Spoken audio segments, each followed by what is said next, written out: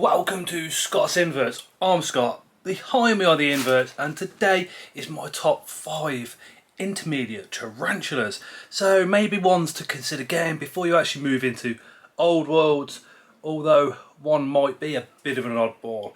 We have also got a number 6, which isn't a tarantula, but it is another invert to consider getting before we move into those faster, more venomous species of tarantula.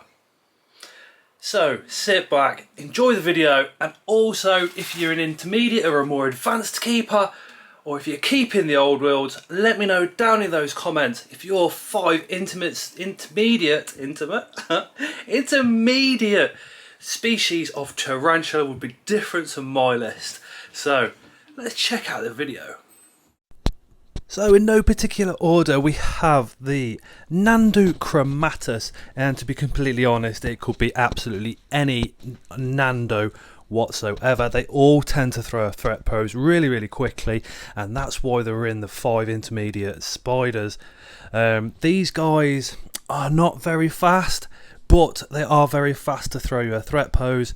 The venom isn't strong, although they do prefer to be flicking those hairs because they're a new world species. But because they are quick to throw up a threat pose, that's why I'm putting them in my intermediate list. But just look at this girl here, absolutely beautiful. And then no intermediate list would be complete without Osama, peirce, Emernia. Their venom is among the strongest for the New World, comparable to about 10 times as strong as a bee sting. Very fast species for a New World, a boreal as well, so that will get us in the mood and being more focused on a boreal species, and tarantulas that are a lot quicker than what we normally deal with. These are the reasons why this girl is in my intermediate list. She's had an egg sac already. She's possibly gravid as I'm recording this video as well. Those orange stripes on her bum against that black carapace makes her an absolute stunning species for any tarantula collection. And then in at third, although they're not in any particular order, is the Theraposa apophysis, one of the Goliath bird-eating spiders. And the reason she's in an intermediate position is because those hairs on her bum are extremely irritating, so we have to be extra careful when dealing with this spider when going into the enclosure. Plus the fangs can grow up to a whopping 2 inches, so they can do some damage. They do throw a massive threat pose, and that's another reason why she's in the intermediate category, purely because of her size, the size of the fangs, and again those hairs from her bum are exceptionally irritating, and she will flick them around the whole of the enclosure. Up is the Haplopopus species Colombia. Absolutely beautiful dwarf tarantula. Now the reason these are in the intermediate is because they are quite small, and they are also very fast, and they are quite a heavy webber, and because of the speed and how small these guys are is the reason they're in the intermediate. Because they're so small, they can be very nippy, and if they escape can be a right pain to try and catch. Absolutely beautiful species, absolutely stunning, and a must have in anybody's collection. Again, an intermediate species. Again, if this list isn't what you'd pick, let me know down in those comments. Which brings me to the Chileabrachis fimbriatus. They are old world. Their venom is significantly stronger than anything that we've been used to before, but they are quite a, I don't know if docile is the right word. I'm going to say more of a chilled old world species, and will spend most of their time deep down in their burrow.